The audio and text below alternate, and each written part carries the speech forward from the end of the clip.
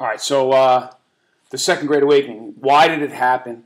And we're going to talk a little bit about what it was, obviously, and then where it happened, which is kind of important for our discussion.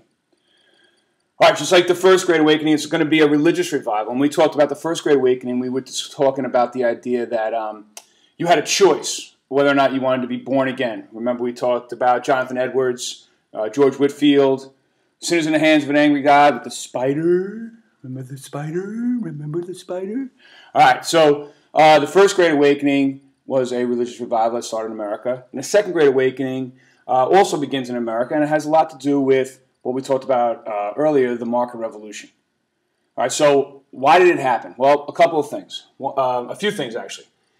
The market revolution, those economic and social changes that occurred during the market revolution, dramatically affect everyday people, okay? And the wealthy and elite, but the everyday person was most affected by these dramatic social and economic changes that happened to them almost overnight, okay? You could have been born in, say, 1780, and now it's 1815, you're 35 years old, and the economy is beginning to rapidly change, like we talked about the other day, from the more barter exchange, self-sufficient economy to a national money economy. And as a result, some people are thrown off and disillusioned and disconnected from the real world, from the economic world, I guess you could say. All right. So, what do you get from the market revolution? You get a rise of secularism. Okay, people are not interested in going to church anymore, just like we talked with the First Great Awakening. These people were trying to do their very best to make money, and they weren't interested in going to church. That's also going to be true in the Second Great Awakening.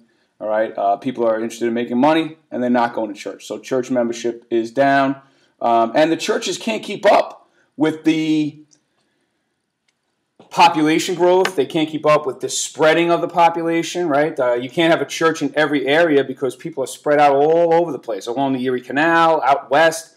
So that's going to have an impact. You're going to have less churchgoers. Urbanization and its problems. People see the cities growing and growing, and as a result, there are all the problems we associate with the cities. All right, drunkenness, crime, slums. So that's an issue. And then finally, the fast-changing world. People feel disconnected. They at one time had lived in a village where everybody had a kind of a role, and now they would find themselves working maybe in a factory, much less independent than they had been before. So the religious preachers of that time, the Second Great Awakeners, they tap into that kind of disconnect, and they offer a new look at American life. And the leader of the Second Great Awakening would definitely be Charles Finney. Now, Finney and the other revivalists, all right, they believed in the idea that salvation could be gained for everyone through good works. As opposed to the First Great Awakeners, remember, you had to be born again and get the grace of God before you could be saved. These awakeners, these revivalists are saying, no, you can do it through good works. So all the things that you've done in your past, all the bad things you might have done in your past could be erased by good works. So people could choose to be good, people could be moral agents, people could eradicate sin, and people could search for perfection. And this is the key to understanding the Second Great Awakening. They believed that an individual could strive towards perfection. And we all agree with that, right? You can all try to be perfect in the things that you do. So the idea behind that was, live a godly kind of life. Well, if an individual could live a godly kind of life,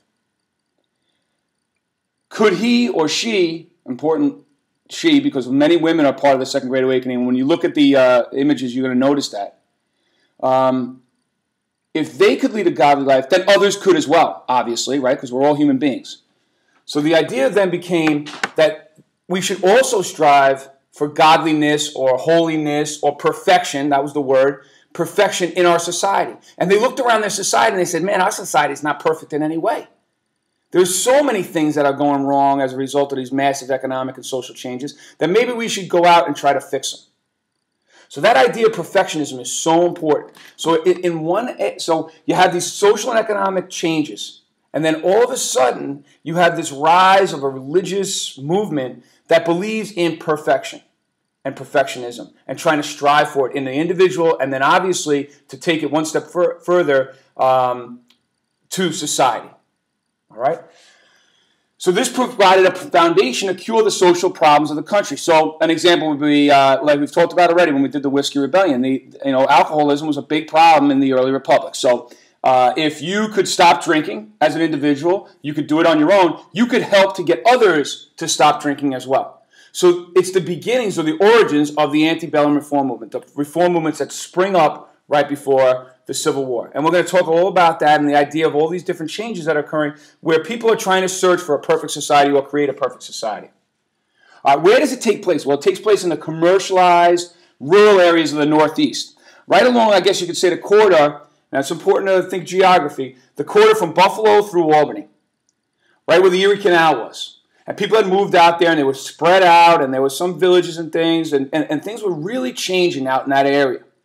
And these revivalist preachers would set up a camp meeting, which you're going to take a look at some of those images later, and they'd have hundreds and hundreds of people come down, and they'd give, they'd sing hymns, and they'd give sermons, and it might be a couple-day affair. And these things happen night after night after night, week after week after week, month after month. And this area became known as the burned-over district because everywhere you went, there was some preacher preaching. And back and forth, back and forth. And the burned-over district becomes the center of antebellum reform. All right? From the Underground Railroad and abolitionism, right? The women's rights movement, temperance movement, all kind of centered in that little corridor. And you can even extend the corridor from Buffalo all the way out to Boston. Now, you guys are going to look at some images, and you're going to talk a little bit about what you see and what we can tell about the Great Awakening from the images. And then we're going to talk a little bit about transcendentalism and kind of tie this whole era together and bring about the antebellum reform movements.